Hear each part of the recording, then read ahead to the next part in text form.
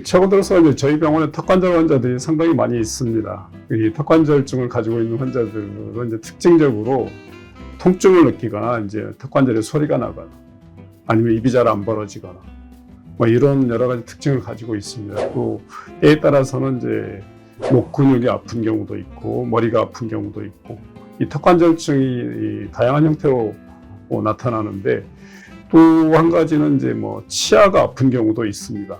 그래서 이 턱관절증으로 인해서 나타나는 여러 가지 증상들이 사실 있습니다.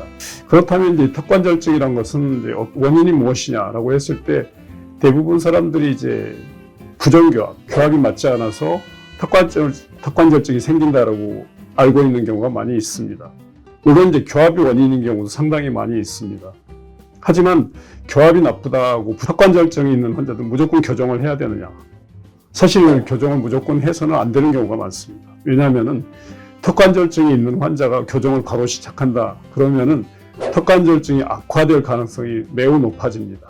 따라서 일반적으로 이런 교합적인 원인에 의한 턱관절증이라고 하더라도 환자가 일단 턱관절증을 관절을 안정화시킨 후에 교정치료로 들어가는 것이 좋습니다. 그리고 또 동시에 이제 교정치료를 하면서도 턱관절증이 나타나는 경우도 있습니다.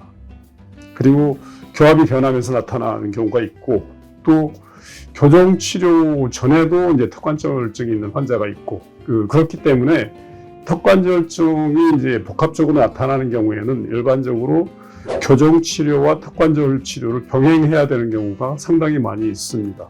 또 한 가지는 이미 턱관절증을 가지고 있고 부정교합이 있는 환자들은 먼저 턱관절을 안정화시키고 교정치료에 들어가는 것이 순서라고 할 수가 있습니다.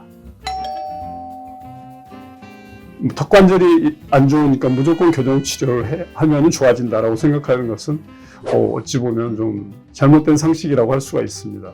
일반적으로 턱관절 치료와 교정치료는 별개의 치료로 생각하시면 됩니다. 결론적으로 말씀드리자면 턱관절증이 있다고 해서 교정치료를 하는 것은 아니다. 턱관절증이 있는 환자가 교정치료를 해야 되는 경우에는 먼저 턱관절을 안정화시키고 하는 것이 맞고 그리고 이제 교정치료를 진행하면서 이 턱관절 치료를 동시에 병행해야 되는 경우가 많이 있습니다. 그래서 이제 턱관절증이 있고 교정치료를 진단받은 환자분들은 반드시 턱관절을 관리할 수 있는 그런 병원에서 치료하신다면은 좀 더 안정적으로 교정을 할 수가 있고 교정 후에도 턱관절 증으로 인한 여러 가지 불편 사항도 좀 더 줄일 수가 있는 그런 치료가 될 수가 있습니다.